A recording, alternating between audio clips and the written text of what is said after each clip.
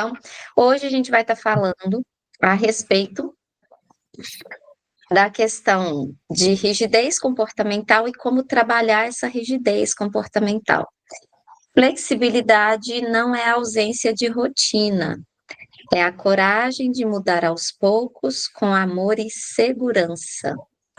Então, o tema rigidez comportamental, o que causa esse comportamento? E dentro da neurobiologia, como a gente trabalha dentro da flexibilização com amor. Quando meu filho resiste, é porque ele precisa de mais apoio, não de mais rigidez.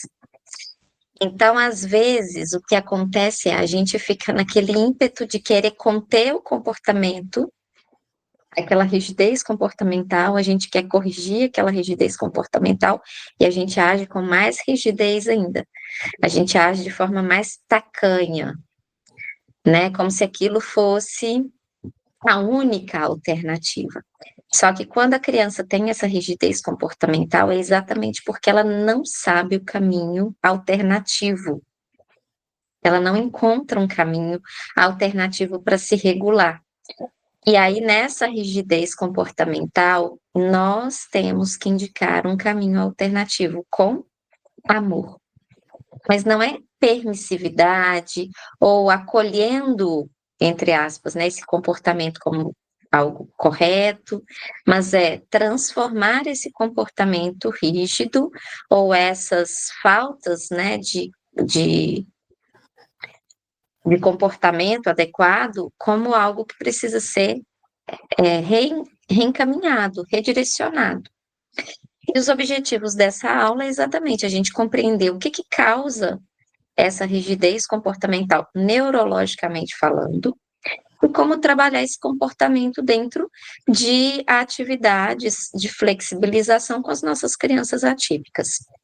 Também trazer um pouquinho mais de sugestões e orientações estratégicas para a prática com a afetividade dentro daquilo que é neurocompatível, que vai surtir efeito para promover a flexibilidade da adaptação e o bem-estar, tanto dessa criança quanto o seu, dentro do cotidiano.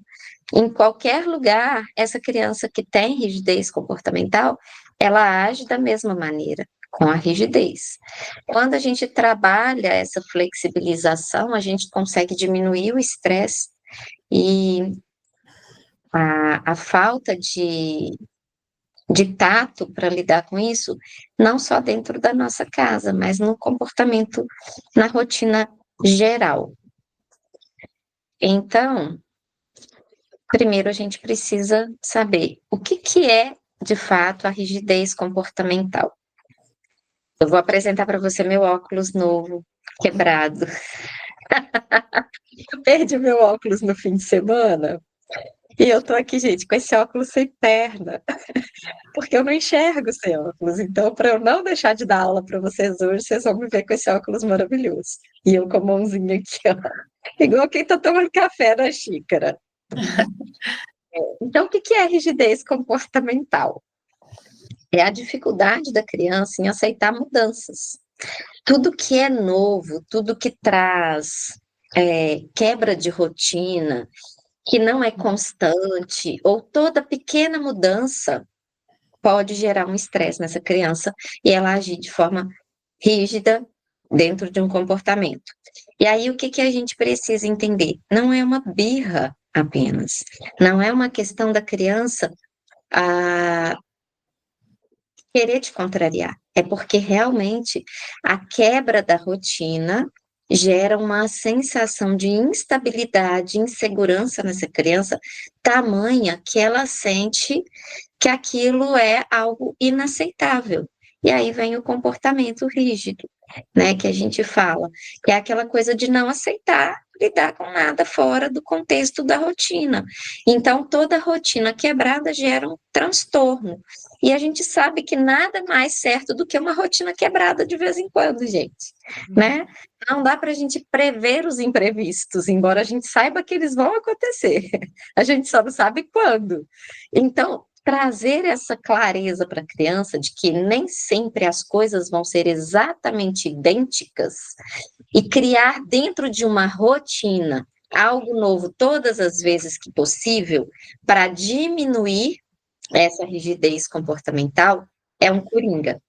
É não tornar uma rotina a mesmice.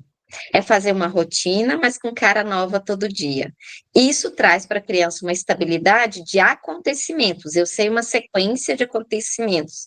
Uma coisa terrível da gente fazer é colocar a hora exata da criança fazer cada coisa, porque o dia que você não consegue fazer aquilo naquela hora, por exemplo, 6 horas acorda, 8 horas toma café, não sei o que, colocar o horário. É péssimo. É importante ter rotina sequencial. A criança acorda, escova dente, toma café, mas o horário, né? Se eu coloco ali aquele horário todo dia, biologicamente falando, essa criança criou um relógio. Ela estabeleceu uma rotina com hora marcada. Então, se algum dia você tem que sair de casa para levar no médico, se ela tem que dormir fora de casa e não dá para deitar no horário que está acostumada, esse comportamento rígido vai ser um problemão, porque a criança vai ficar impossível, insuportável, porque você quebrou uma rotina muito minuciosa, muito minuciosa. Então, entender que essa criança que tem essa rigidez comportamental, ela tem dificuldade de aceitar mudanças. Mas esse aceitar mudanças é algo que a gente precisa saber. Quais mudanças ele não aceita, né? A gente vai fazer esse linear. A rigidez comportamental, ela é presente em diferentes graus em crianças atípicas. Eu estava falando aqui um pouquinho antes de você chegar, Sabrina, com a Val, que algumas crianças típicas têm rigidez comportamental, outras não vão ter, e até crianças típicas apresentam, em alguns casos, rigidez comportamental. Depende muito do contexto familiar.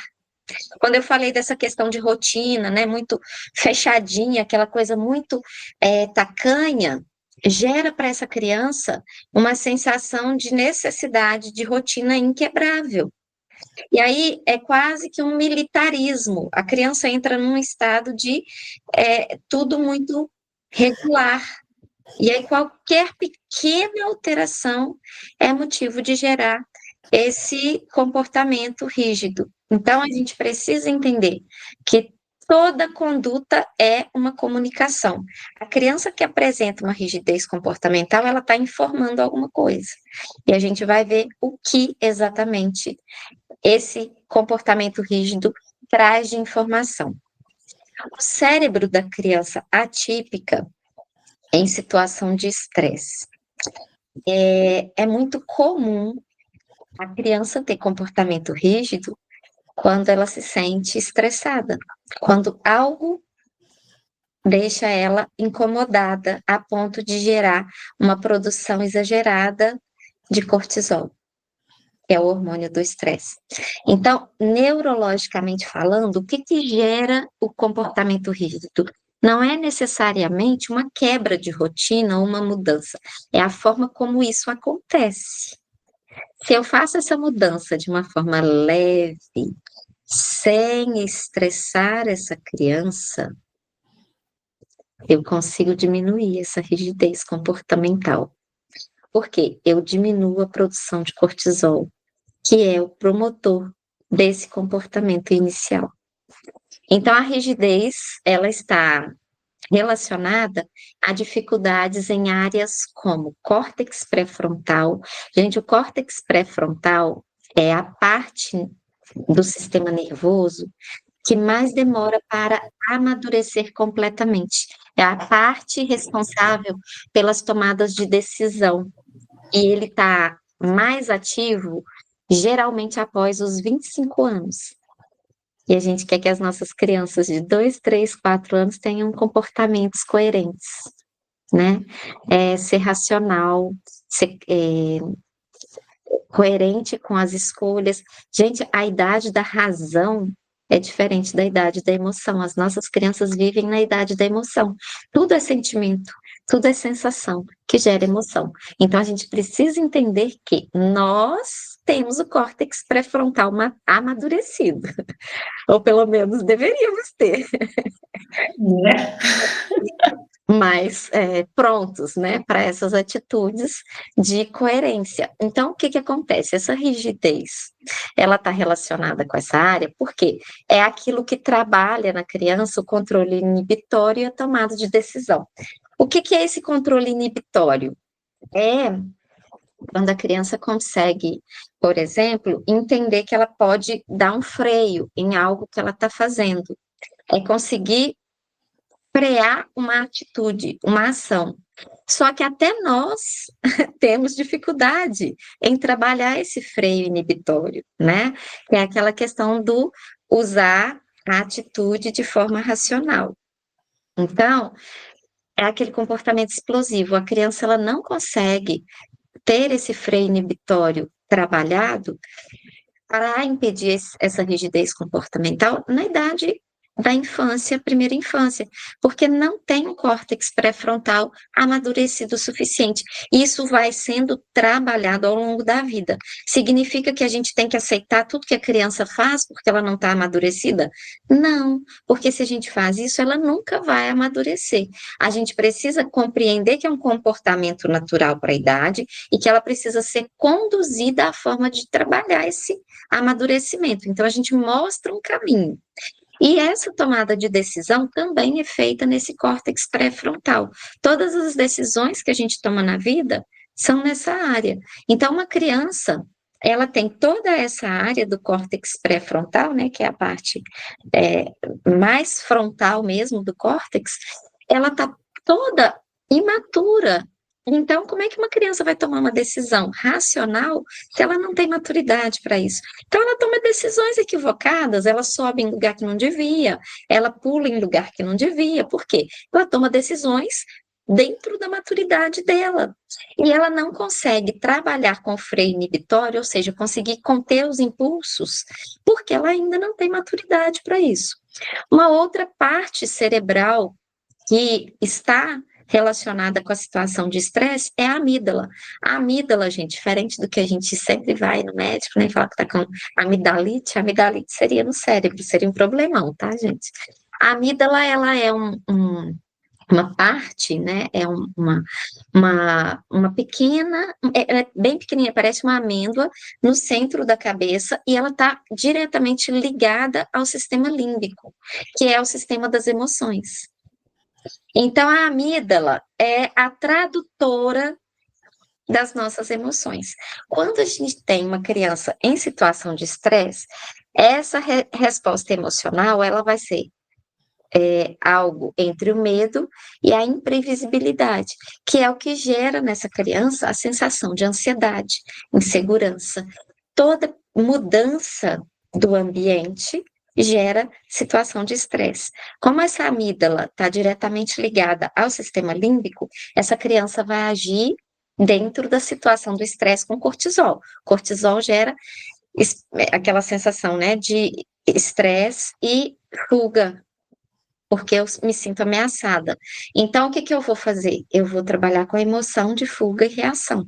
Então, eu vou sempre trabalhar as emoções daquela situação que eu estou vivendo. Uma criança em situação de estresse, a amígdala vai receber todas essas cargas de hormônios que desencadeiam comportamentos de ansiedade, imprevisibilidade, estresse, e aí essa criança vai ter esse comportamento por conta dessa área que está sendo amplamente estimulada durante a situação de estresse. E por último, a gente tem aí no cérebro da criança atípica a situação de estresse relacionada com o sistema de recompensa dopaminérgico. Gente, isso aqui me deixa muito preocupada, porque o que, que gera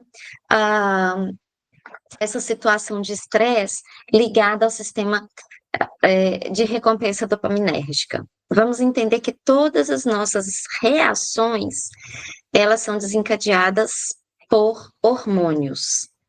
Nós produzimos hormônios de inibição e hormônios de estimulação.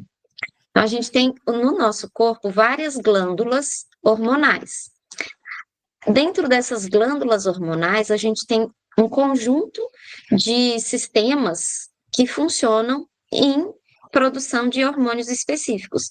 O sistema dopaminérgico é o sistema de recompensa.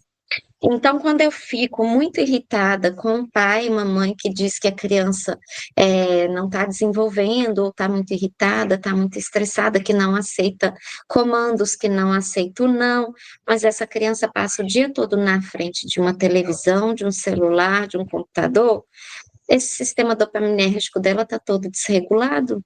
Por quê? Ela está recebendo dopamina sem fazer esforço nenhum. Ela está tendo uma descarga dopaminérgica gigante o tempo todo. Então, quando você rompe essa produção dopaminérgica, essa criança não sabe como lidar com a frustração.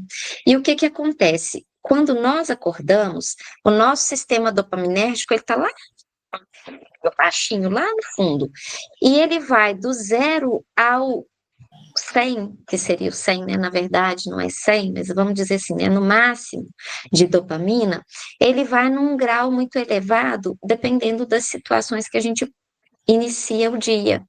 E aí, ao longo do dia, a gente vai diminuindo essa, essa cota de novo. Então, se eu começo o dia oferecendo para a criança dopamina sem esforço, eu vou passar o resto do dia pelejando com essa criança para ela fazer alguma coisa e ela não vai fazer.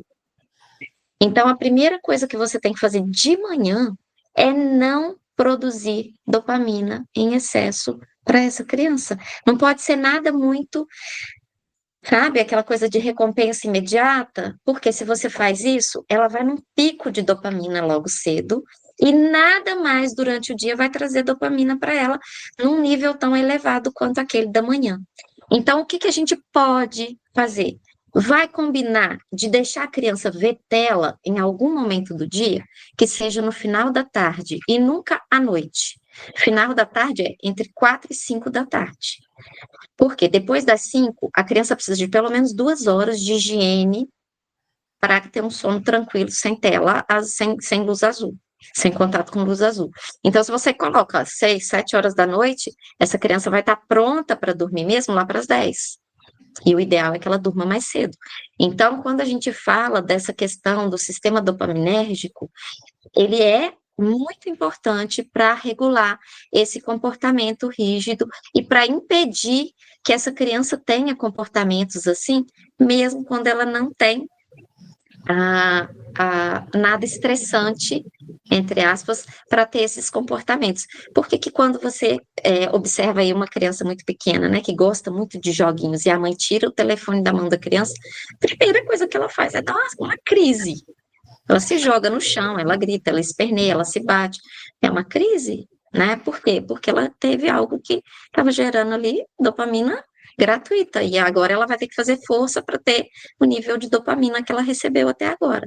Então, a gente precisa entender que esse sistema dopaminérgico, ele precisa ser regulado, e a gente regula isso logo pela manhã.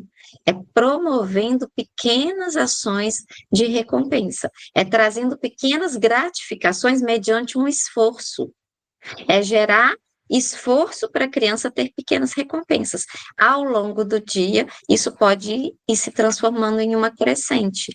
Agora, quando logo cedo ela já tem uma descarga dopaminérgica gigante, o resto do dia você pode pelejar que não vai funcionar nada. Vai tudo travar, tá? Então, essa questão, né, esses 3 pontos são pontos importantes da gente entender dentro do cérebro da nossa criança. O córtex pré-frontal é a área que mais demora para amadurecer, a amígdala está diretamente relacionada com o sistema límbico, e o sistema de recompensa dopaminérgica precisa ser algo regulado com as ações que nós oferecemos para a criança ao longo do dia. Quando a gente faz isso, a gente consegue pontuar quais são as causas desencadeantes da rigidez comportamental da nossa criança. O que que desencadeia essa rigidez comportamental? Algumas questões biológicas e outras externas. Então, vamos lá. Transtornos sensoriais, barulho, luz, toque, isso pode causar rigidez comportamental. A criança que tem Hipersensibilidade ou hipossensibilidade, ela tem mais probabilidade de desencadear essa rigidez comportamental, porque, como eu disse para vocês, o que domina o desenvolvimento da criança até certa fase são as sensações, são as vias de entrada. Se essas vias de entrada estão desreguladas, essa criança recebe as informações de forma desregulada, ou para mais ou para menos. Então, quando eu não percebo esses transtornos sensoriais, essa criança vai ter rigidez comportamental contínua. Trabalho esses transtornos sensoriais para que eles se regulem, essa rigidez comportamental cessa, porque ela é provocada pelo transtorno sensorial. Aí a gente entra com a integração sensorial, que é saber estimular os sensores do nosso corpo da forma adequada para que eles funcionem de forma equilibrada, nem em excesso, nem em déficit. Uma outra possível causa, medo do novo e da imprevisibilidade. Quando a gente fala de algo que gera estresse, algo é mais estressante do que você não saber o que vai acontecer? Você mesmo, para e pensa. Se você vai a algum lugar e não sabe o que vai acontecer lá, isso te gera uma certa, né, uma agoniazinha.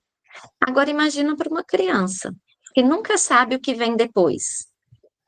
Quando eu falo da importância da rotina, é esse nível de previsibilidade, é saber a sequência de acontecimentos. Então, eu sei que eu acordo, eu escovo o dente, eu tomo café, é gerar uma rotina para essa criança que seja possível de ser mantida em qualquer lugar que você esteja.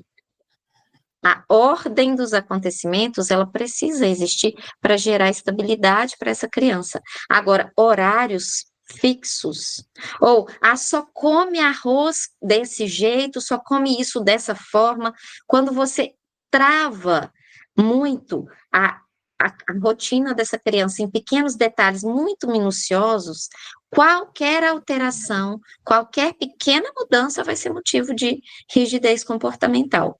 Agora, quando você tem uma rotina estável, mas com certa flexibilidade, né, eu consigo trazer essa criança para uma flexibilidade dentro dessa rotina, eu posso diminuir um fator que desencadeia essa rigidez comportamental. Falta de linguagem para expressar sentimentos. Aí entra a questão da fala.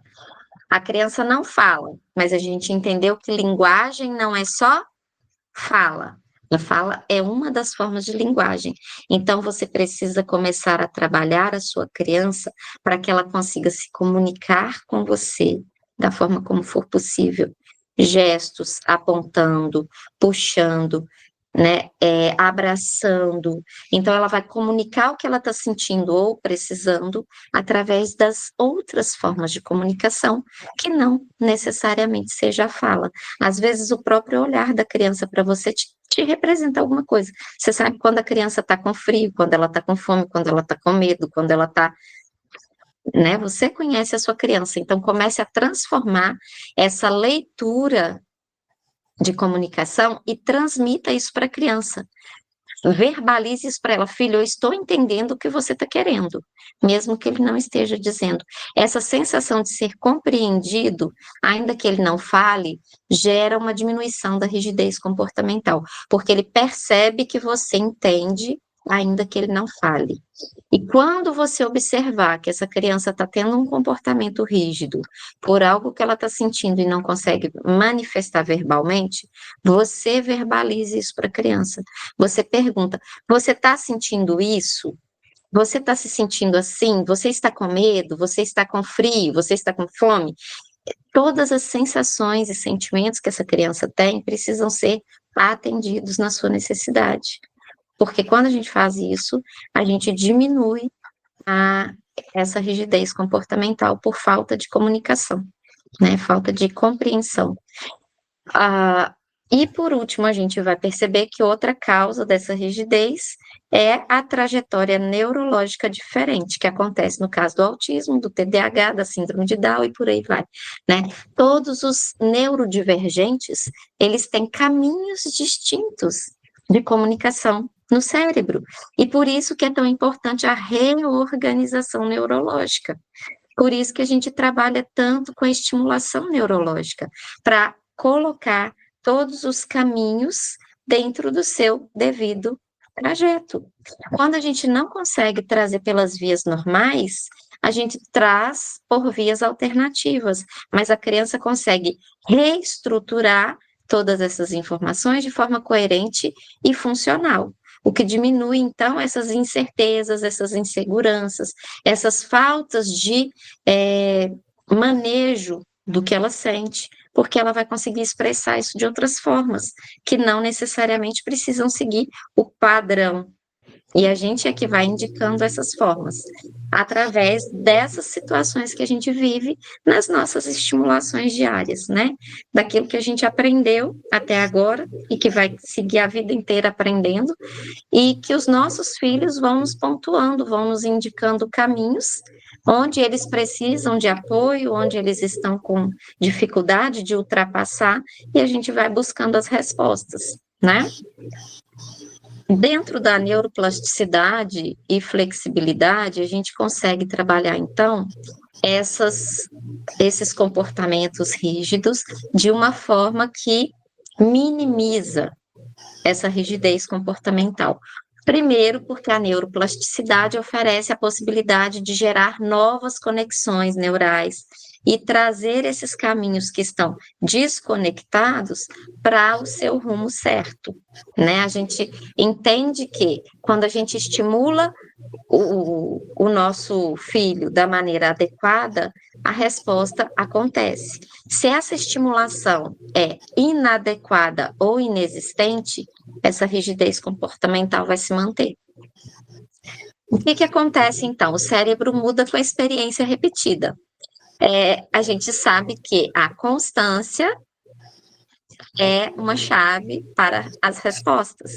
Porque a gente não faz, é a mesma coisa da gente entrar numa mata fechada. Vamos imaginar que o cérebro da nossa criança é uma mata fechada. Ele não conhece o mundo, ele vai desbravar essa mata, gente.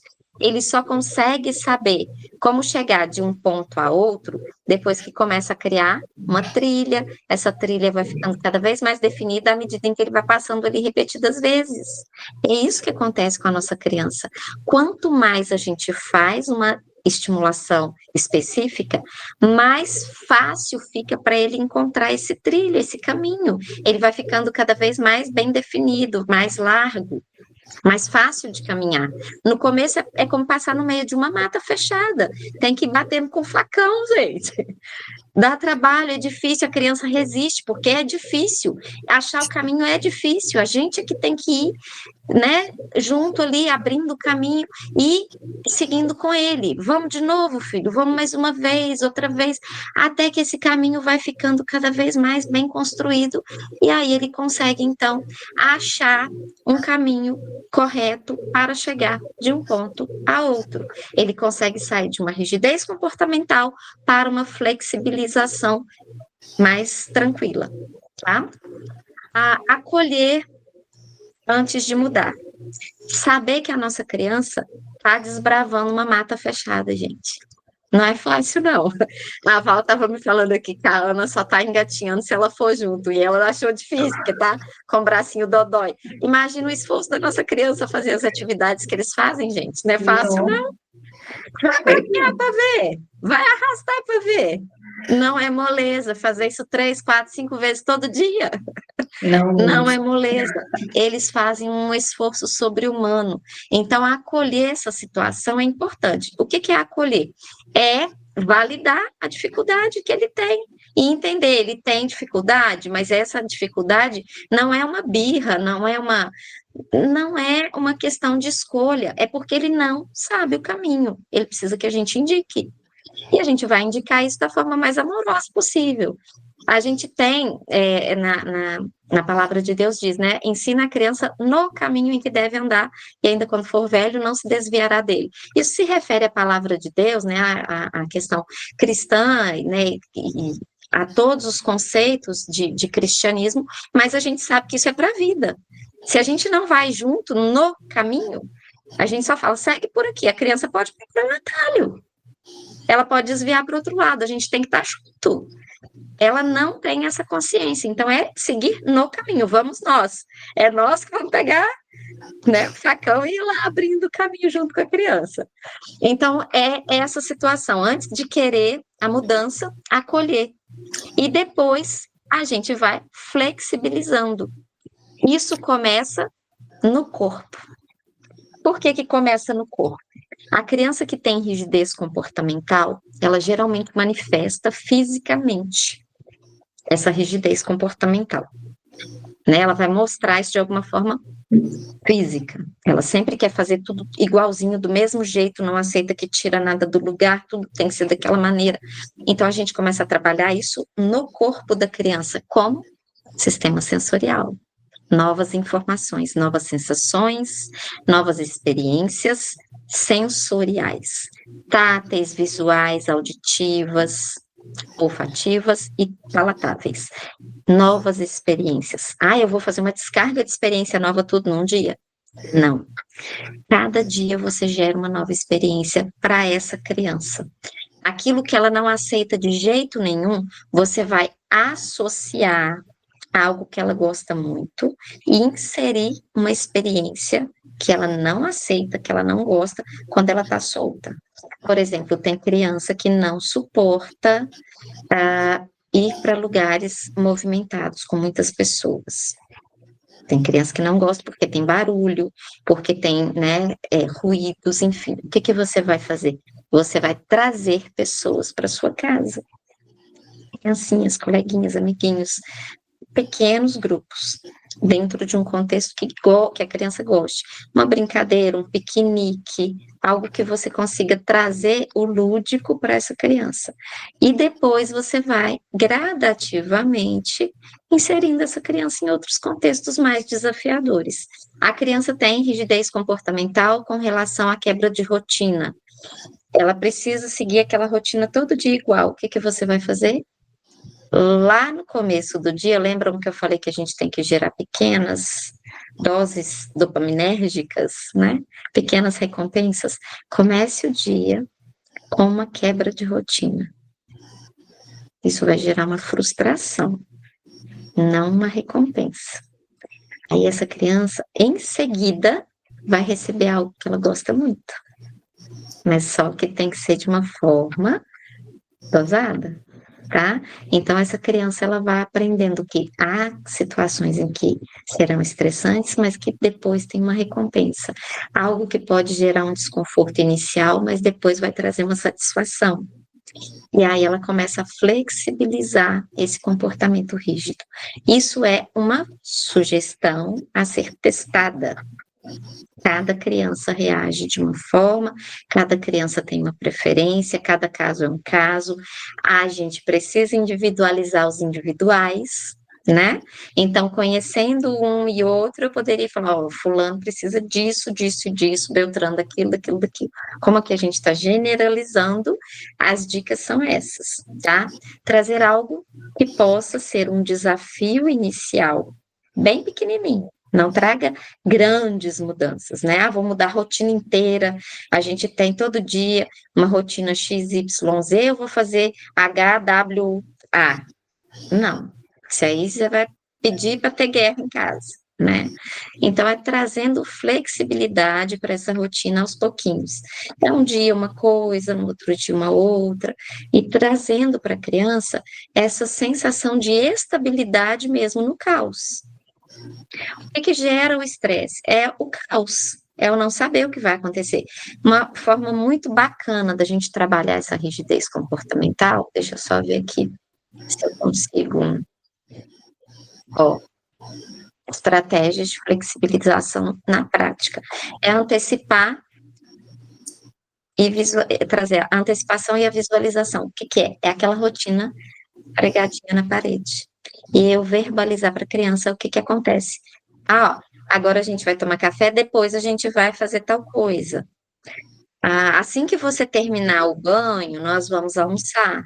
Então, você sempre antecipa a próxima ação para a criança não ter estresse. Ela saber o que vai acontecer logo em seguida traz uma segurança para ela. Eu sei o que vai acontecer daqui a pouco. Então, eu sei, quando você trabalha fora, por exemplo, você vai dizer: olha, a mamãe vai acordar, vai na sua cama, vai te dar um beijo e depois eu vou sair para trabalhar. Então, você já antecipou para ela. Mas assim que você chegar da escola, a mamãe também vai chegar do trabalho. Você antecipou acontecimentos. A criança não fica ansiosa. Ou então, eu vou buscar você na escola. Você verbaliza para a criança. Ou cria aquela rotina visual. Eu tenho com a Laurinha aqui, mas ela não tá aqui no escritório. A gente colou lá fora. Ela tem um velcro, né? E a gente tem as ações do dia. Embora ela não tá fazendo muito não, sabe, ela não tá querendo saber de rotina pregada não, ela já gosta de ir pra ação. Ela já e meu filho, eu fiz também, o meu filho já tá com 14 anos, e ele precisa mais dessa rotina visual do que ela. Então eu tenho um filho com TDAH, e precisa tudo ali nos olhos para ver, para não esquecer. Então tem essa questão. E a gente precisa entender que cada criança é única. Então, tem criança que vai funcionar, né? Você antecipar os fatos, outra criança vai precisar visualizar, né? Vai precisar ter aquela rotininha visual. Os muito pequenininhos, o ideal é ter as imagens, tá, gente? Deixa eu ver, eu acho que eu tenho umas gravuras aqui de uma rotina que eu fiz para a questão de rotina até escolar. A gente trabalha muito com rotina na escola, né? Quem trabalha com escola. Então, na escola a gente coloca, ó, a hora da fantasia, a hora da rodinha, a hora do lanche. Tá vendo que tem uma gravura e embaixo tem o nome. Isso aqui é muito bom para criança pequena, porque a criança, às vezes, ela ainda não lê, mas ela consegue entender a mensagem através da imagem. Então, a gente sempre faz, quando vai fazer com imagem, coloca embaixo escrito o que é, para a criança já ir aprendendo a fazer a leitura, tá, gente? É uma estratégia também. E aí a gente faz, cola velcro atrás, né? Pode ser também, se quiser fazer colado no papelão. Eu vi há um tempo atrás uma sugestão bem legal. É uma caixa de papelão cortada numa tira larga, dobrada, né? Aí em cima tá a rotina e embaixo tem tipo uma aba e a criança fecha à medida em que ela vai realizando as tarefas. Durante o dia, as abinhas todas para baixo. Aí ela toma o café, levanta a abinha que estava ali. Aí foi para a escola, levanta a abinha. E aí quando chega no fim do dia, tá tudo as tampinhas fechadas. Aí no outro dia abre tudo de novo. E assim a criança vai aprendendo sequência, ela vai criando a própria rotina, ela diminui essa sensação de estresse, porque ela sabe, né? Ela está tendo a antecipação dos fatos. Aí, se algum dia algo vai sair daquela rotina, você antecipa para a criança, antes do momento acontecer, você traz essa clareza para ela, olha, hoje a sua rotina foi essa, mas amanhã a gente tem médico. Então, o médico vai ser depois de tal coisa. A criança já tem lá na rotina dela. Então, ela já sabe que entre aquela atividade X e Y, vai ter algo flexibilizado ali. Vai ter médico, que normalmente não tem. Ah, tal dia nós vamos na casa da vovó, em tal horário. Qual que vai ser esse horário? Ah, vai ser depois de tal coisa ou antes de tal coisa. Enfim, a gente traz para a criança essa antecipação. Isso diminui a rigidez comportamental e já trabalha essa flexibilização na prática. Pequenas variações controladas, que é o que eu já falei para vocês no momento anterior, né? Trazer pequenas variações, mas assim, sutis mesmo, né? Se a criança todo dia toma água no mesmo copo, ela só toma água naquele copo, você vai pôr um copo diferente. Isso parece algo bobo, mas isso gera rigidez comportamental, porque a criança tem aquilo como algo definitivo. Para ela, aquilo ali é algo definitivo. Todo dia eu tomo água nesse copo.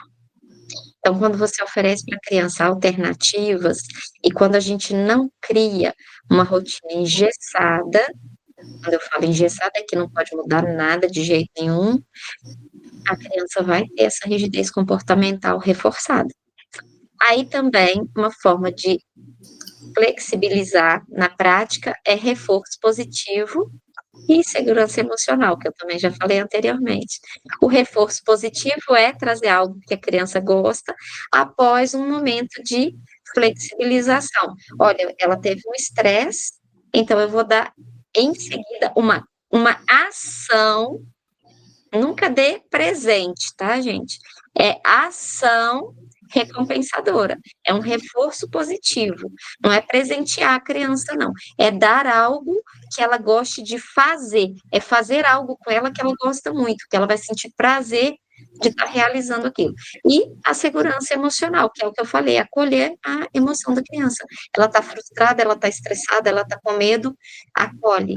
Acolhe como? Traz isso verbal para ela, filha, eu entendo que você está irritada, com medo, enfim, dá nome para o que a criança está sentindo, para que ela consiga nomear também.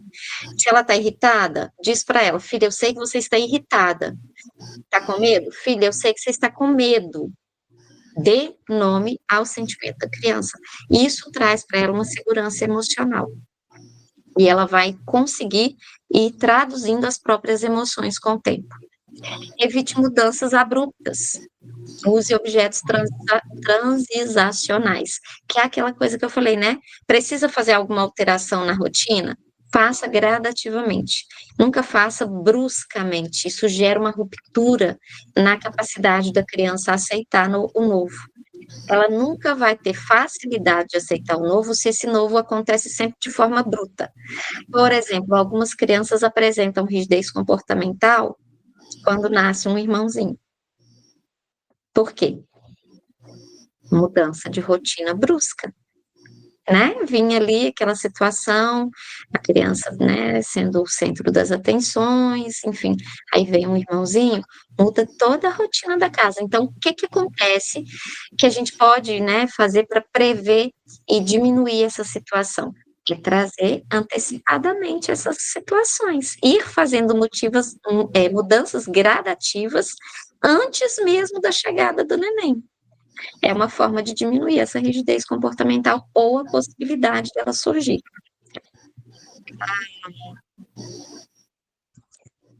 Vamos nós seguindo, cuidando de quem cuida.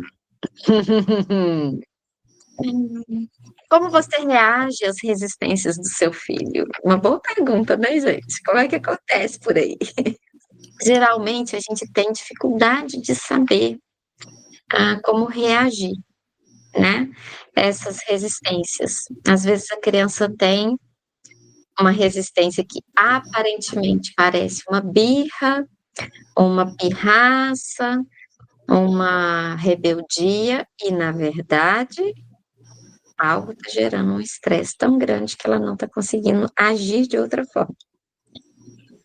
E também entender que nós precisamos estar emocionalmente reguladas para conseguir regular os nossos filhos. A gente precisa de autocuidado. Quando eu falo desse autocuidado, gente, não é só físico, não, né? Também. Porque um corpo ajustado ajuda muito na questão emocional, tá? A gente precisa ter um mínimo de tempo para nós. E quando eu falo mínimo de tempo para nós, é para nós estarmos bem conosco mesmas. Uma mãe que não tem tempo para sentar e tomar um café sossegado, para ler pelo menos 3 páginas de um livro, fazer suas orações, meditação, alguma coisa que ela goste e que traga prazer para ela, essa mãe vai estar fadada a ficar emocionalmente instável, porque ela não tem um tempo de pausa, e nenhuma máquina funciona 24 horas, gente. A máquina pifa. Nós trabalhamos 24 horas todos os dias, nós não temos pausas. Mãe não tem folga, não tem dia de licença, não tem licença maternidade, não tem licença doença, não tem. Então a gente precisa entender que esse autocuidado e essa regulação emocional tem que partir da gente. E ninguém vai fazer isso por nós. Embora deveriam, né? Porque dependem da gente. Mas, sabendo disso e vivendo isso na prática, eu posso dizer para vocês o seguinte: eu já adoeci por não perceber que eu precisava me cuidar. E adoeci tão profundamente que eu quase surtei, sabe? Eu cheguei assim num ponto de realmente não dar conta de nada. Eu comecei a viver um caos e isso se reflete nos filhos, gente, é impressionante. A instabilidade emocional nossa é o primeiro fator desencadeador de comportamentos rígidos, porque a criança perde o referencial de rotina. Porque a gente estando emocionalmente instável, desregulada e não conseguindo ter um tempo nosso, a gente vai transferir isso para eles. Então, um filho precisa de uma mãe ajustada, para que ele possa ser uma criança ajustada, tá? Então, a primeira coisa que a gente precisa perceber aqui é: existe prioridade absoluta na vida, e a gente precisa identificar cada uma delas. Prioridade é uma coisa só. Eu não consigo atender uma prioridade junto com outra. Então, não existe essa coisa de prioridades. Prioridade é única. Qual que é a prioridade do dia? Se você está numa fase joia, a prioridade pode ser outras coisas. Se você está numa fase de desregulação emocional, a prioridade é você. Porque se você não estiver bem, nada vai funcionar. Você está bem? Então vamos ver qual que é a prioridade. É o filho doente? É um trabalho específico? É uma função específica? É algo específico? Agora a gente precisa entender que nós temos que ter um tempo no nosso dia. E normalmente esse tempo precisa ser logo no começo do dia. Porque quando o dia começa, a gente não dá tempo de parar mais, não. Então, comecem o dia fazendo o que vocês precisam para estarem bem para esse dia. Eu não consigo começar meu dia sem fazer minha leitura bíblica, sem fazer meu devocional, sem fazer minha oração. Eu posso fazer mais nada, mas isso é prioridade para mim. Que nutre a minha alma, me fortalece. E depois disso, quando eu consigo, eu faço atividade física, né? Eu faço pilates, eu faço uma corrida, enfim, eu cuido do corpo. Mas a primeira coisa que eu faço é alimentar minha alma, porque sem ela eu não faço nada. Tudo fica ruim.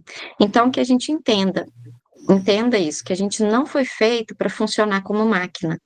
A própria Bíblia diz, né, que a gente, até Deus descansou, gente. Deus criou o mundo em 6 dias e no sétimo ele fez o quê? Descansou. Para nos mostrar que nós não podemos viver sem pausas. Nós fomos criados à imagem e semelhança dele. Se ele descansou, por que que a gente não pode? E a gente se sente culpada quando a gente fala isso, né? Que a gente precisa de um tempo. Parece que é um desaforo a mãe falar para o filho que precisa de um tempo. Não é, gente. É para o bem deles que a gente precisa desse tempo. É porque a gente ama os nossos filhos que a gente precisa de um tempo para a gente. É um tempo para conversar com alguém que a gente gosta e está com saudade, para abrir o coração com algum amigo ou amiga, né? É um tempo que a gente precisa para falar com Deus as nossas dores, para orar, para chorar. Então, esse tempo, ele precisa acontecer. E esse tempo que precisa acontecer, muitas vezes precisa ser logo no começo do dia.